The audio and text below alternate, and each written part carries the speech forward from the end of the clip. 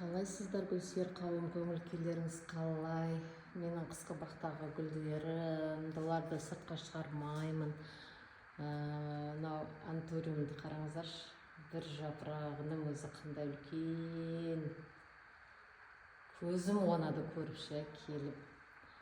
Астындағы деткалары, мынандай тағы да жаңа басқа сортын алып келдім.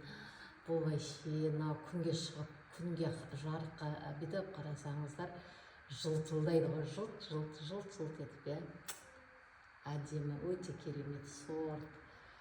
Көзің қуанатын антуриумдар. Мынау менің декоративный бегониям. Бұлар далаға шықпайды. Мынау алаказиямды да терезенің алдына қойған ем, күнге күйіп қалды, болмайды. Осындай алыстан жарық түсетін жерге қою керек екен.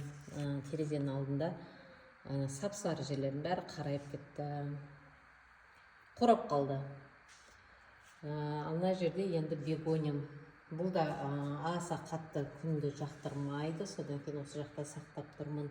Күн салқындаған кезде күзде сыртқа шығаратын боламын. Ал енді жаздың шілдесінде осы қысқы бақта сақтайтын боламын.